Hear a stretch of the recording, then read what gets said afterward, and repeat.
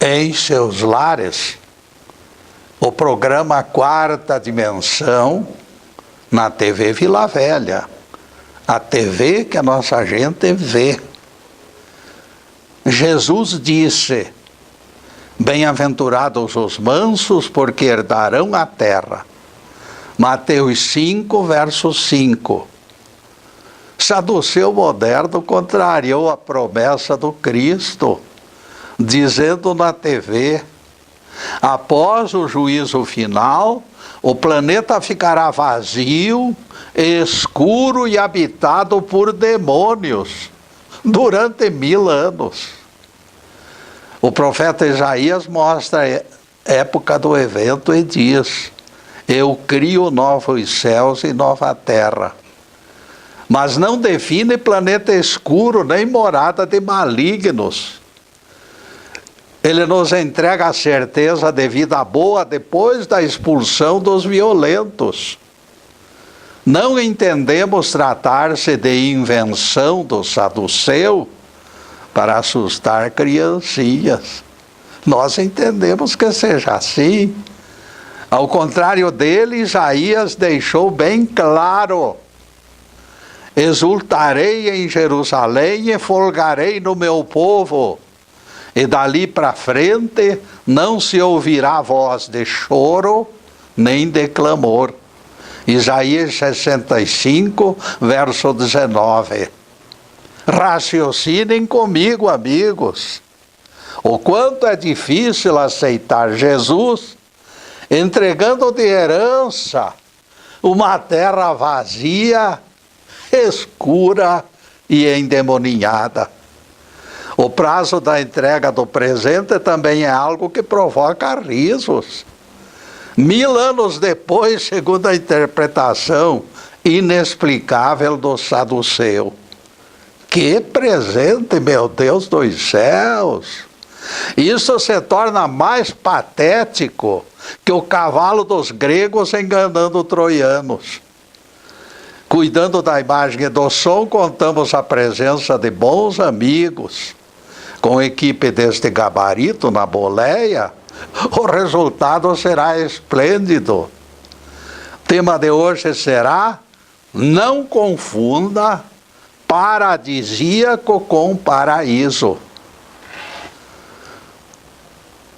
Eu vi Satanás cair do céu como relâmpago. São palavras de Jesus em Lucas 10, verso 18. Ambrósio, teólogo canonizado santo, escreveu que o texto se refere à expulsão do anjo mau do paraíso. A entidade rebelara-se contra Deus, assumindo liderança das milícias malignas.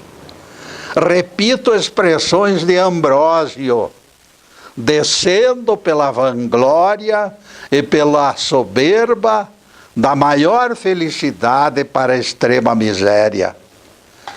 O Apocalipse trata esta mesma expulsão de forma coletiva, focalizando batalha entre anjos bons e anjos maus. Houve guerra no céu.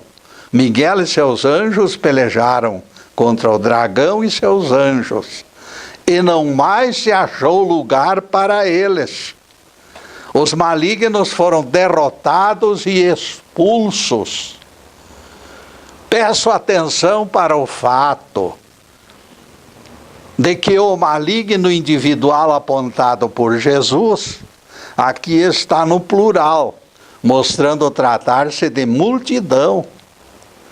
E foi expulso o grande dragão, a antiga serpente, que é o diabo e Satanás.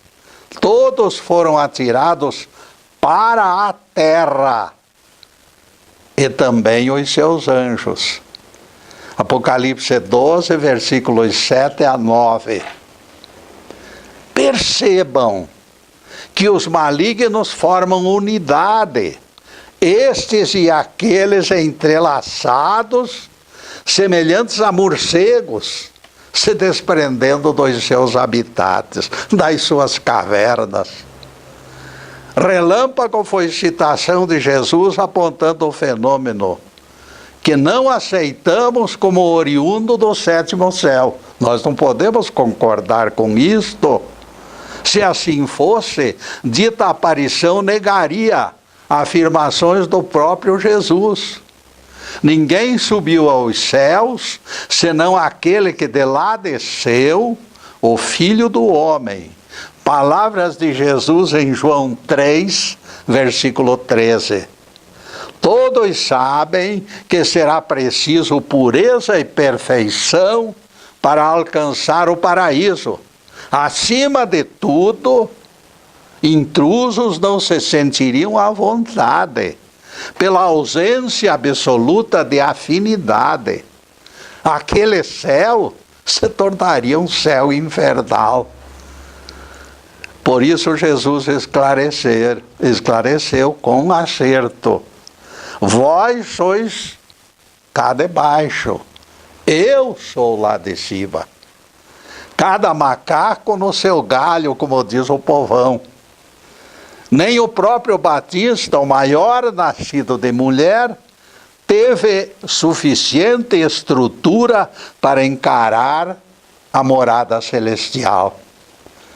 Pela revelação de Jesus, ficamos sabendo que o menor no céu era maior do que João Batista. Raciocinem comigo, senhores e senhoras, se o menor nos céus era maior do que o Batista, João teria sido o menor se estivesse lá. Se Jesus citou o menor sem citar João Batista, é sinal que João Batista não poderia estar no céu, porque senão teriam que designá-lo o menor. E aqui confirmamos que ninguém da terra se encontra no paraíso, porque todos os demais são menores do que o Batista. Eu, você, todo mundo. Contrariando as sábias revelações do Mestre, pregadores pouco sérios apontam Moisés e Elias entronizados no paraíso em carne e osso. Jesus disse que ninguém entrou lá, mas eles insistem em dizer que Moisés e Elias se encontram lá até hoje, lá, se refestelando. Se João Batista não alcançou o paraíso, apesar de ser o melhor componente da raça humana, dá para percebermos a falsidade deles. Nem Jó, nem Abraão, nem Eliseu, nem Moisés e nenhum dos demais personagens da Bíblia se encontravam no paraíso. Eu creio nisto porque foi Jesus que nos entregou esta lição. E isto reforça a tese de que eles habitam colônias espirituais na periferia da terra. Na parábola do rico e do Lázaro aparece a figura de Abraão como chefe de uma destas colônias. Se ninguém subiu ao céu, foi lição do nosso rabi. Abraão, já desencarnado, presidia a colônia espiritual, quando apareceu lá na parábola do rico e do Lázaro. Considerando este conjunto de revelações, não vemos o menor sentido que anjos maus estejam no céu e provoquem guerras. Portanto, esse céu não é aquele céu que é morada do Pai Celestial. O Crispim de imediato me interrompe, meus amigos. Não esqueça, Getúlio, que Jesus disse: eu vi Satanás descer do céu como relâmpago. Se Jesus apontou o céu, quem pode ter absoluta certeza que ele não falava da morada divina? Quem nos concede a certeza é o próprio Mestre, meu caro Crispim, quando revelou a Nicodemos: ninguém subiu ao céu a não ser o Filho do Homem. Se os espíritos de personagens ilustres não mereceram hospedagem, por que anjos maus deveriam ser honrados como hóspedes? A explicação se encontra na versão que nós sempre defendemos. O planeta Éden, no tempo que se tornou paradisíaco, foi campo de batalha. Foi o campo de batalha para esta guerra dos anjos. Jesus viu os ímpios derrotados descer para o nosso planeta. De Éden desceram multidões satanizadas, lideradas por Adão e Eva. O planeta se tornou paraíso depois da saída dos ímpios. A nova condição paradisíaca de Éden justifica o imbróglio e explica o apelido de céu com letras maiúsculas, porque existe céu com letras minúsculas. Vejam que quando se liberam foguetes, as crianças gritam: os foguetes subiram para o céu, os foguetes subiram para o céu. Este céu com letras minúsculas é o nosso firmamento que todos nós enxergamos.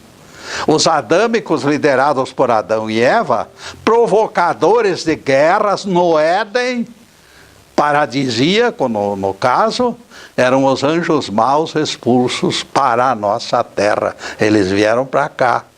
Ninguém se iluda com aparências. Asas consideradas libertadoras podem camuflar armadilhas. Na década de 30 foi publicado um currículo de alguém que se tornaria conhecido por todos os cantos da terra. Divulgarei louvores feitos ao figurão para desmistificar enganadores. Ele teve infância infeliz e estudos muito precários. Seu pai proibiu que seguisse a vocação de artista, que ele tinha vontade, tinha vocação para isso, ele tinha gosto por aquilo. Mesmo sem estímulo, o livro que escreveu foi vendido em números próximos da venda da Bíblia, vejam só. Ele foi vencendo barreiras após barreiras, até que o reconheceram como líder político. Incentivou vida saudável para a juventude e foi reconhecido como orador empolgante. Alguém disse dele: ele realiza tarefas pelo seu grande coração, pela paixão de sua vontade e pela bondade da sua alma. Direi quem é este personagem no próximo bloco, porque agora nós vamos fazer uma pequena interrupção no programa para os comerciais do canal, mas é um instantinho só. Daqui a pouco estaremos de volta. Obrigado.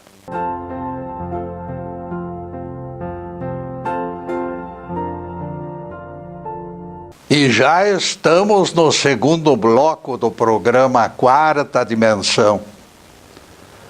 Por gentileza de bons amigos, o nosso site está na telinha e convidamos vocês para visitá-lo. Você sabia que a maioria das palestras do Getúlio no YouTube 1 e 2, Getúlio no YouTube 1, Getúlio no YouTube 2, podem ser acessadas através do site. Após localizar quaisquer das páginas, dessas páginas 1 e 2, e você clica num dos títulos e acessa tema que for do seu interesse. Para alguém com estrutura modesta, composta de solidário, mas pequeno grupo, que ajuda, eu fico feliz com a audiência. Ninguém imagina o tamanho do meu agradecimento aos divulgadores desse nosso trabalho, porque a propaganda é a alma do negócio, meus amigos. Temos que propagar para que estas palavras possam chegar mais longe possível. Este canal está sendo transmitido ao vivo, facebook.com/TV Vila Velha. No que concerne a minha pessoa, eu agradeço de todo o coração a audiência. Quarta Dimensão é gravado nos estúdios Fernando Martins e as palestras ficam disponíveis pelo Facebook Live TV Ponta Grossa. Ficam lá, armazenadas, para que a hora que vocês sentem o desejo, vão lá e acessam. Também por este lado, nos animam os níveis de audiência. Parabéns, portanto, ao Fernando, nossa gratidão pela cooperação do Zuber, e recebemos com alegria hoje a valiosa participação do Alisson, que está prometendo algo bastante importante para o nosso trabalho, e nós, do fundo do coração, agradecemos. Este programa, graças ao Alisson, está sendo transmitido, esta gravação do programa está sendo transmitida ao vivo para todos os telespectadores da região de Ponta Grossa e do mundo, sei lá quando vai, até onde vai isso. E continuaremos então a análise do tema. Não confunda paradisíaco com paraíso. Nesta altura, meus amigos, eu pergunto para vocês, quem será esta figura lendária, apreciada com tamanha generosidade? E vocês vão cair duros aí quando eu disser. Por incrível que possa parecer, meus amigos, este homem foi conhecido na Terra pelo nome de Adolf Hitler, aquela figura sinistra do ditador alemão. Na mocidade, Hitler viveu a saga de alguém especial. Como vocês podem perceber, não basta exibir asas para ser anjo. Exibir não adianta, é preciso cumprir o que promete o coração de alguém magnânimo. Quanto a Deus e ao seu Cristo, eu repudio a menor insinuação de que tenham sido enganados por essas figuras ridículas de anjos rebeldes. O super-homem que as crianças leem nos livros infantis aí, tem visão de raio-x. Eu acho que Deus também tem visão de raio-x, muito mais do que o super-homem das crianças aí. Quanto ao Pai das alturas, meus amigos, mas eu não tenho a mínima dúvida. Eu repito a expectativa de que jamais serão enganados. Quem é que pode enganar a Deus? Anjos maus jamais pisaram as cercanias do sétimo céu. Se até santos, figuras como o José do Egito, por exemplo, é uma figura extraordinária, não está no céu, porque Jesus diz, o único que subiu lá fui eu. E como é que nós vamos aceitar anjos maus no céu? Isso é o fim do mundo. Eu lancei um romance no ano de 1977. Na opinião da minha mãe, aquele livro era o livro mais lindo do mundo. Que fazer, meus amigos? Opinião de mãe não se discute. Eu prefiro, no entanto, ser avaliado com rigor suficiente para que eu me aperfeiçoe e não seja levado por um sentimento de orgulho pessoal. A teologia, sem ânimo para buscar roteiros menos arcaicos, petrificou dogmas ainda dos tempos do imperador Constantino.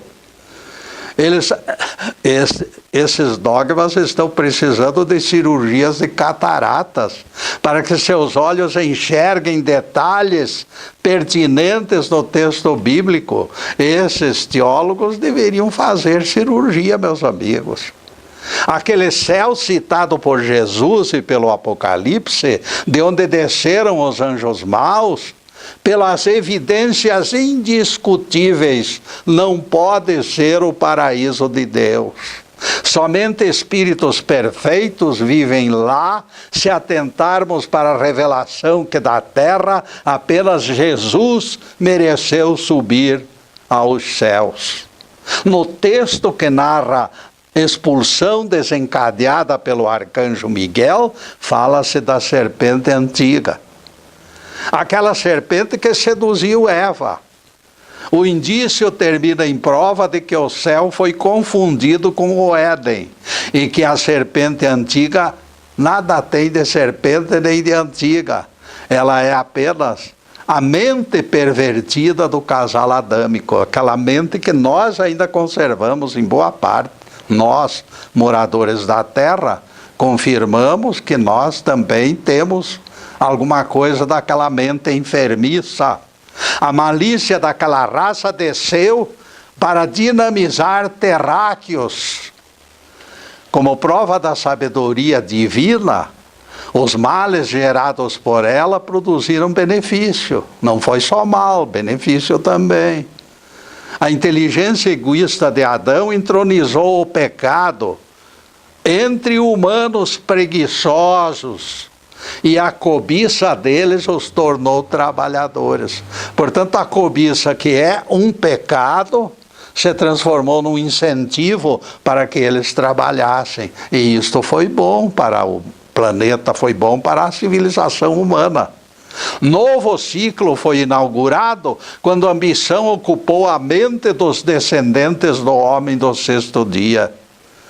Sem o pecado da ambição, eles continuariam vencidos pelo desânimo e não haveria progresso algum. Ficariam dormindo lá numa boa rede e fazendo filhos, porque Deus disse para encher o mundo, então o trabalho deles era fazer filhos e dormir numa boa rede. Mas Adão veio e vieram também os capatazes, vieram também aqueles com chicotes e fizeram com que aquele povo trabalhasse. No mundo de expiação e provas, virtudes e defeitos são necessários para alcançar o topo da escada. O pecado, meus amigos, é parte integrante deste trabalho. Todos reagem conforme a maneira de sentir. Eu acho que todos conhecem a história da barata. Mas mesmo assim, eu vou lembrá-la para vocês, porque é oportuno aqui no meu arrazoado. Barata disse para outra: eu passei por aquele banheiro e não suportei tamanha limpeza. Estava todo brilhoso e perfumado. Que nojo! Desabafou a barata, acostumada com a sujeira. Forçaram ela a encarar a limpeza e ela não gostou muito, não. Por isso, os seres humanos, que são pecadores, são corrigidos através do próprio pecado. Porque o pecado gera alguma coisa má. E eles aprendem, então, que não devem fazer aquilo. A reação da barata mostra que cada macaco deve procurar o seu galho. O galho compatível. O Apocalipse trata disto com clareza, pelo que toca aos covardes, aos incrédulos, aos ímpios, aos homicidas, aos impuros, aos feiticeiros, aos idólatras e a todos os mentirosos, restará para eles o tanque de fogo. Apocalipse 21, versículo 8. Quem procura, encontra. Quem prefere trevas não enxergará luminosidade. O tanque de fogo será a morada dos repetentes do juízo final. O sujeito não passou de classe, então vai comer fogo. Eu duvido que alguém nesta altura não esteja ansioso para me replicar. Outra vez o Crispim me interrompe. Getúlio, a teologia diz que aqueles anjos rebeldes foram criados perfeitos, até que revelaram iniquidades. E Miguel então os expulsou do paraíso. Minha resposta confirma a inconsistência da teologia de vocês, Crispim. Porque outra vez vocês esqueceram textos especiais e essenciais.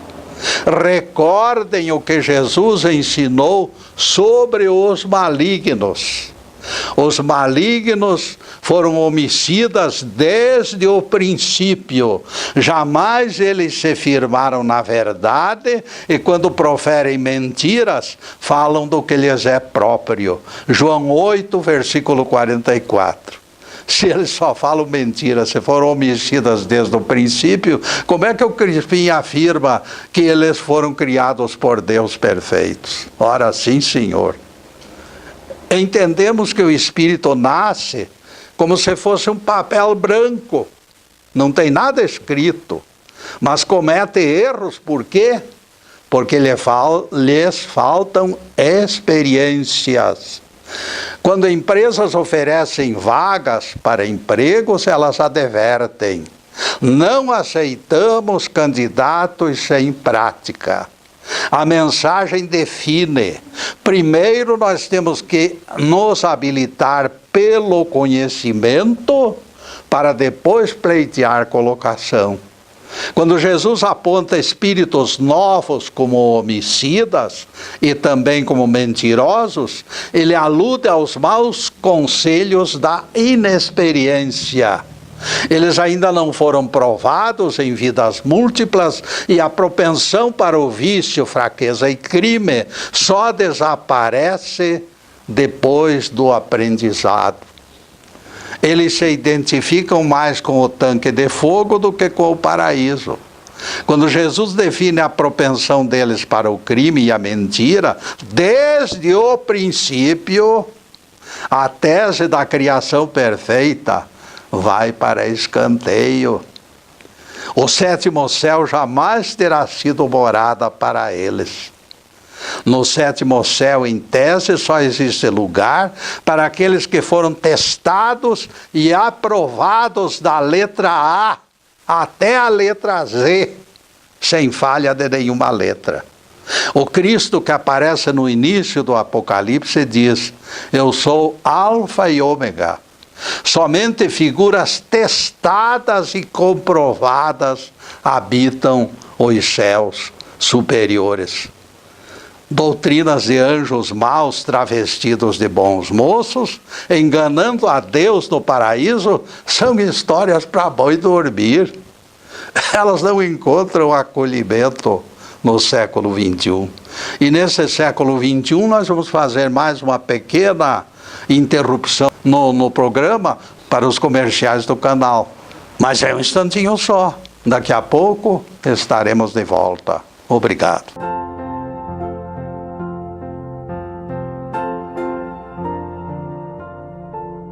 Estamos retornando com o programa Quarta Dimensão, terceiro bloco. Esquecidos que o próprio Jesus ordenou trabalho no sábado, saduceus modernos tentam validar descanso sabático, usando palavras dele, do próprio Jesus. Se me amais, guardareis os meus mandamentos. João 14, verso 15. Simples criança entende. Se os 10 mandamentos ainda vigorassem, o nosso Rabi teria deixado de amar a si mesmo. Imagine se é possível uma coisa desta. Porque ele violou o preceito sem a menor necessidade. As tentativas dos saduceus mostraram-se indevidas, pois o próprio mestre mandou o paralítico curado carregar o leito. Jesus se tornaria infrator, entre aspas. Ele se tornaria infrator de preceitos, que ele próprio defendia na opinião dos adversários. Aliás, meus amigos, eu vou mais longe. No momento que disse ao homem curado, carregue tua cama, Jesus criava um novo mandamento. Se a ordem do mestre deveria ser obedecida pelos que o amassem, trabalho no sábado se tornou lei. Recordem que Jesus disse: se me amais, guardareis meus mandamentos. Dali em diante, seus seguidores admitiriam como iguais todos os dias da semana, porque este é o certo. O sábado não tem nada de maior do que a sexta, do que a segunda ou da quinta, e seja lá o que for. Alguém de pureza ética como Jesus jamais praticaria algo proibido. A violação mostrou que o decálogo perdera a validade. Depois desse pinguinho de doutrina, a continuação do tema: não confunda paradisíaco com paraíso. Os leitores da Bíblia, meus amigos, hoje em dia, têm muito maior escolaridade do que os antigos. Eles conhecem o jeitinho de separar o joio do trigo, sem depender de pregadores movidos a contribuições milionárias. Pregadores que estão ficando ricos aí com contribuições. Teólogos antigos podem ter engolido o prato feito, isso eu acredito, por comodismo. Nós reconhecemos que a raça humana abomina esforços. Se puder dormir numa boa rede, ele está mais feliz do que trabalhando. Nós reconhecemos isto. Ele inventa 1000 maneiras para reduzir tarefas. Químicos de uma poderosa fábrica de tintas subiam 2 andares para requisitar componentes. Ideia surgiu entre eles lá: opa, que bom, nós vamos agora trabalhar menos. Começaram a retirar o que precisavam do almoxarifado, ali no mesmo andar, sem caminhar muito, sem acréscimo de esforço. O almoxarife Paulo Endo percebeu a malandragem do grupo e acabou com a festa deles. Escreveu o nome das drogas no idioma japonês, que apenas ele conhecia, para forçá-los a seguir os trâmites e cumprir aquilo que estava estabelecido nos avisos. Universidade Paulista, meus amigos, esse já é um outro caso. Universidade Paulista indicou o professor Bernardo Bulhões para relatar as propriedades termodinâmicas da madeira. Dias depois apareceu o vendedor de enciclopédia, dizendo que o comprador daquela enciclopédia receberia como brinde estudo sobre assunto da sua escolha. Isto é coisa caída do céu, pensou Bernardo, e comprou a enciclopédia. Como brinde eu quero estudo detalhado sobre as propriedades termodinâmicas da madeira, explicou Bernardo. Vou ganhar o meu salário sem esforço, pensou ele aliviado. A enciclopédia naturalmente tem suas fontes e vão me oferecer algo excepcional. Bastará encaminhar a cópia para a direção da universidade e eu estarei, sem trabalhar nada, eu estarei ganhando prestígio. A festa do Bernardo não foi longe, porém. Dias depois ele foi chamado na sala do diretor e o diretor lhe disse: Bernardo, cresceu a urgência na formulação do estudo sobre as propriedades termodinâmicas da madeira. Recebemos solicitação de editora de enciclopédia e não queremos decepcioná-los. Portanto, apresse o registro e acompanhar a complementação do tema. O coitado do Bernardo, meus amigos, foi obrigado a arregaçar as mangas e trabalhar para o próprio Bernardo. Nada de moleza. Ele quis lograr o patrão, mas o plano comodista falhou totalmente. Jeová foi claro com os malandros nossos de cada dia, porque Jeová foi claro e disse: Comerás o pão com o suor do teu rosto. Foi a ordem. Jeitinho brasileiro não cola.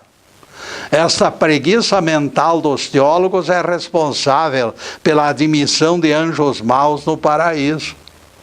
Os teólogos menosprezaram palavras de Jesus, ninguém subiu aos céus, senão ele.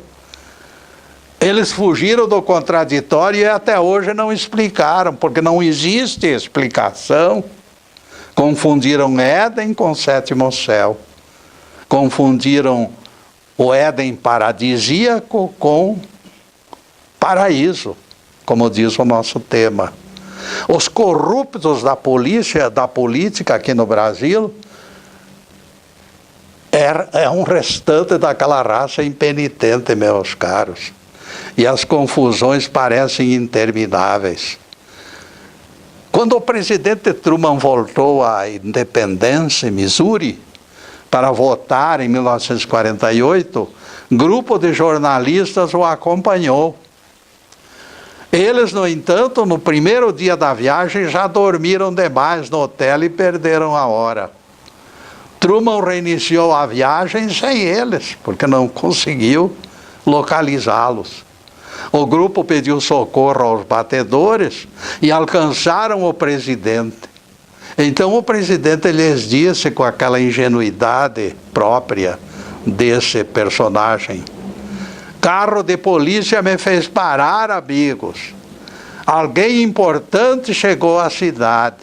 Quem seria? Perguntou Truman, curioso.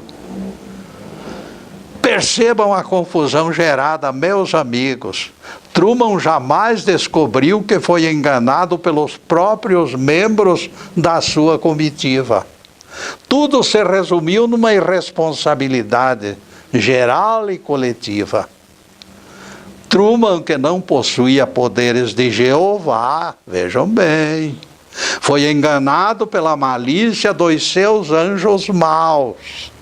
Ninguém transfira, no entanto, esta deficiência do humano Truman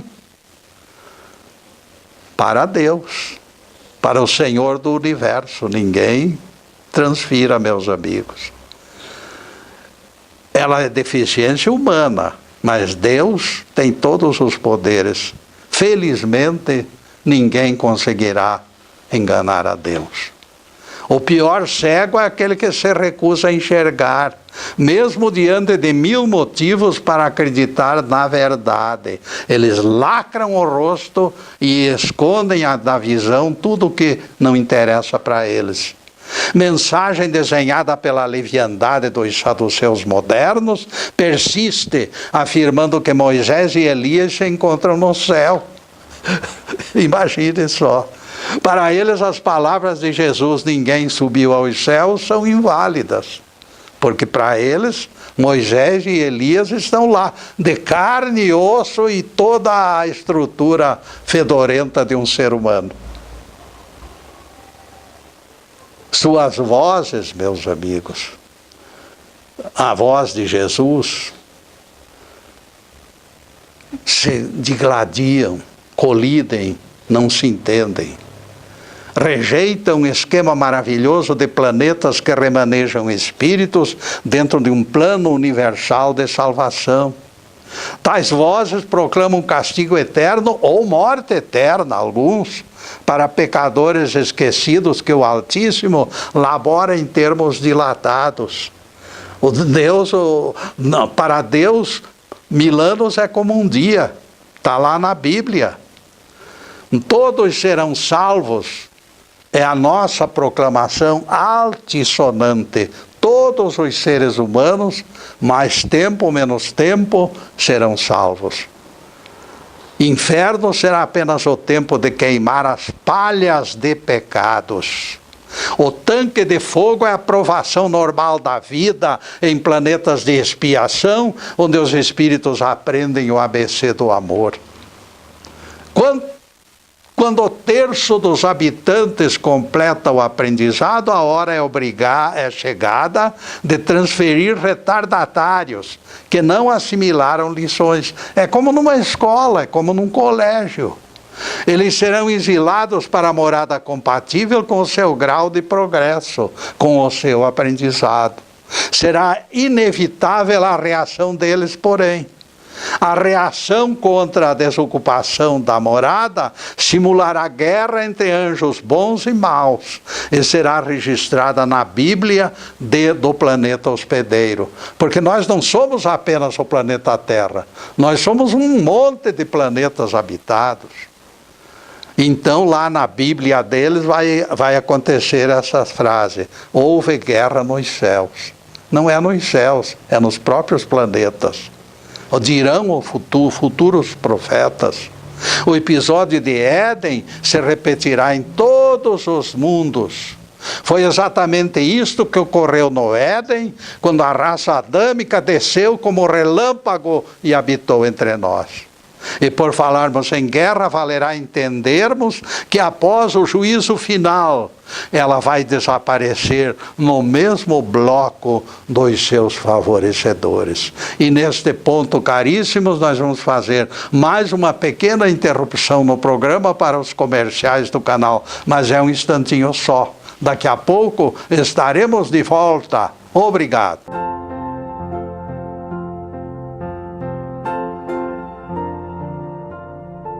E atingimos o último bloco do programa Quarta Dimensão.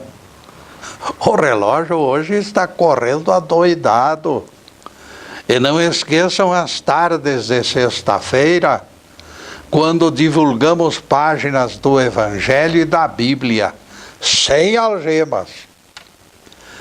Para a próxima semana estamos trabalhando noutro assunto extraído da Bíblia, e especialmente dos Evangelhos. Em seguida, os últimos questionamentos sobre o tema de hoje. Não confunda paradisíaco com paraíso. Esta fábrica de aleijados que é a guerra fechará as portas do planeta Terra após o juízo final. Visitando enfermarias, o projetista de aviões Alexander Seversky procurava animar mutilados de guerra que aguardavam pernas artificiais. Ele foi lá para isso. Para provar que as próteses eram seguras e úteis, ele entregou a bengala ao veterano e mandou que batesse na sua perna postiça. O amigo dele, distraído, meus amigos, sem perceber bem a ordem, castigou a perna de carne e osso do cidadão. Estão vendo, disse Seversky corajosamente, disfarçando a dor. Eu não senti nada. A turma inteira riu, embalada pela cena hilariante, sem atinar para o sofrimento silencioso do instrutor. Quando se afastou deles, porém, Seversky ficou sério, esfregou a perna balbuciando. Ele bateu na perna errada. Imaginem a dor. O sujeito lascara violenta bengalada na perna sadia. Ninguém está livre de sofrer acidentes, meus amigos, neste mundo violento e guerreiro. Faltou clareza na interlocução e pronto, a perna foi castigada. Se Alexander Seversky tivesse definido com clareza o lado da prótese, ele não teria sofrido tamanha dor. Por isso repetimos o conselho de sempre. Clareza é essencial. Procuramos definir a misericórdia divina com simplicidade. O próprio Hitler terá sua chance, meus amigos, depois de muitas vidas, de aprender bastante. A frase de Jesus que abriu nossa palestra, eu vi Satanás cair do céu como relâmpago, se enquadra no contexto como luva. A palavra relâmpago define traços de luminosidade. Lúcifer é a estrela d'alva. Embora esmaecida, o seu brilho ilumina. Lúcifer é o porta-luz, não tem nada de demônio não, meus amigos. O grupo de espíritos que desceu do Éden retrata plano de salvação coletiva. Deus dá oportunidade.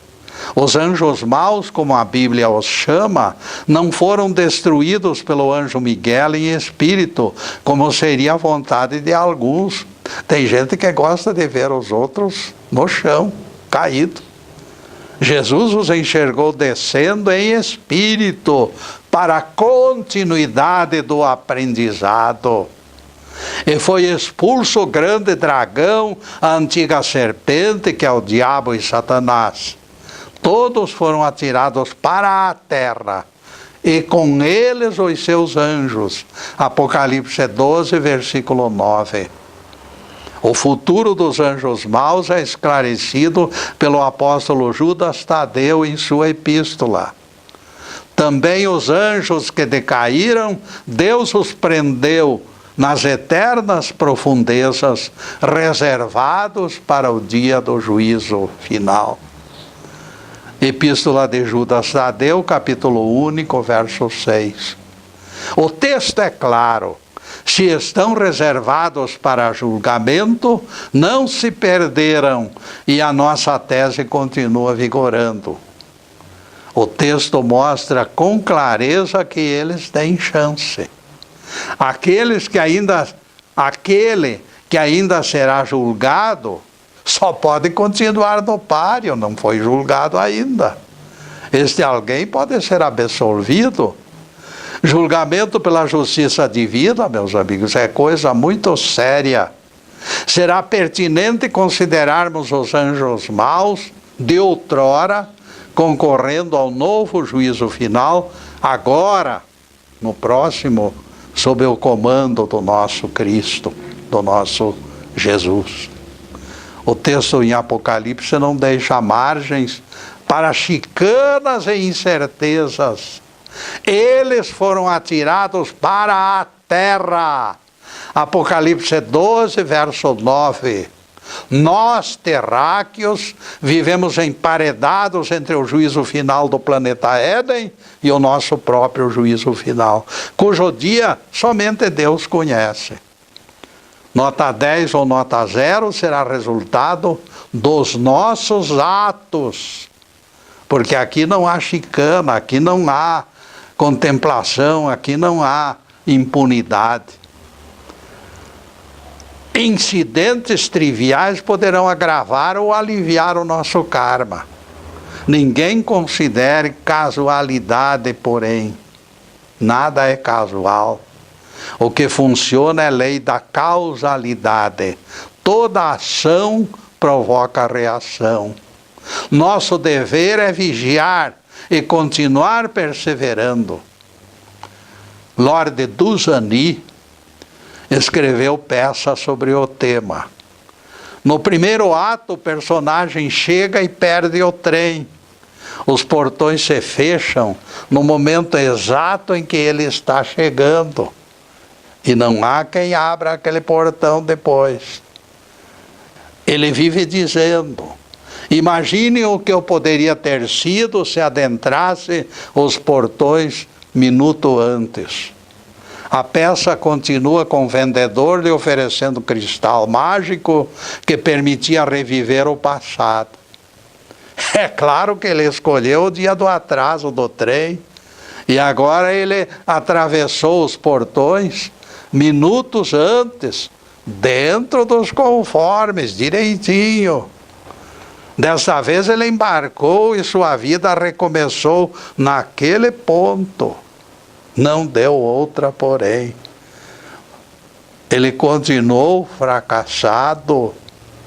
Seria a culpa do cristal mágico? Seria a culpa do mascate que lhe vendeu o talismã? Nada disto influenciar a ausência de sucesso, em nossa opinião. A segunda chance mostrou que ainda lhe faltavam inúmeras lições no aprendizado da vida. O que importa é conhecer. O fracasso era consequência da pouca firmeza do seu caráter. Ele demonstrou falta de maturidade. O portão se fechara porque ele dormira demais e se perdera no horário. Só isto bastaria para justificar o seu fracasso. Lorde Dusani não valorizara o sacrossanto momento daquela chance que foi concedida. Ele menosprezou a misericórdia do Pai das alturas. Deus nos permite reencarnar. Deus nos entrega novo corpo e renova nossas esperanças. De nossa parte, todavia, será imperioso retribuir a aposta com esforço. Abandonamos o ventre de nossas mães com todos os recursos genéticos da raça humana.